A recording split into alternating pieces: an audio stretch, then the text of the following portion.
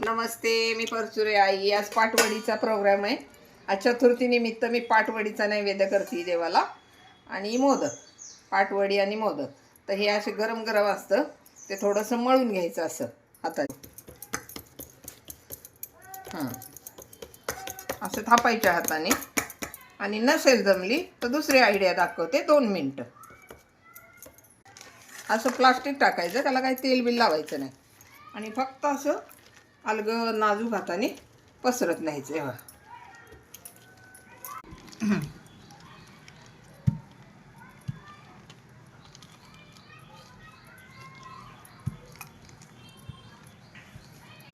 आता असं लाटून झालंय. थोड्या चिरा पडलेल्या आहेत ना, त्या अशा जुळवून घ्यायच्या. हां, आणि मग त्याच्यावर कोथिंबीर आणि ओलं खोबरं टाकायचं. खूप छान दिसतं ओलं खोबरं. हे पहा किती छान दिसते वडी. आता 2 ताटं झालेली आहेत थापून माझी. आता फक्त हे ओलं खोबरं आणि कोथिंबीर पेरायची. हे पहा अशी पेरायची, हाताने पेरायची. जास्त हे नाही करायचं, चमच्यानं घ्या आणि ते कसं तरी अवघडत बसा. असं दाबून दाबून दाबून खोबरं मस्त बसवायचं त्यात. हे पहा असं. हे झाले ताट.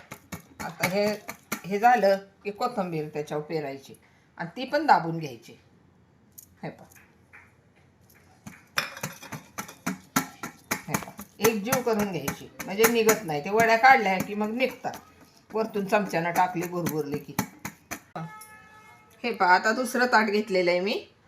खोबरं मस्त भुरभुरणार आहे. आणि ओलं पिळून वगैरे घ्यायचं नाही खोबरं. ओलं अगदी आहे तसंच ओलं घ्यायचं, म्हणजे त्याच्यावर मस्त बसतं. हे पहा असं दाबून बसवता येतं. हे पहा किती छान बसतंय. असं छान बसवायचं. ते चमच्यानं टाकायचं एवढंसं ते नाही जमत. घरात करायचं म्हटल्यानंतर छानच करायचं आणि छानच खायचं. असं नाही की एवढंसं चेंगूसपणा करायचा, एवढंसं खायचं. कधीतरी करतो आपण ही गोष्टी, रोज रोज थोड्या होतात. म्हणून मोकळ्या हाताने मोकळ्या मनाने सगळं.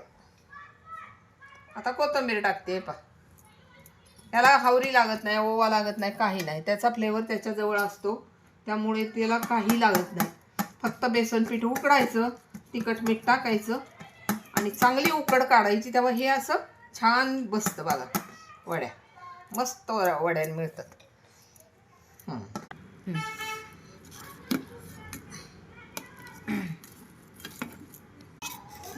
हे पहा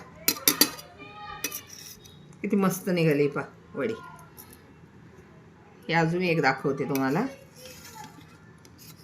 अशी काढायची. हे पहा मस्त झाली वडी. ठेवून द्यायच्या वड्या आणि खायला सुरुवात करायची.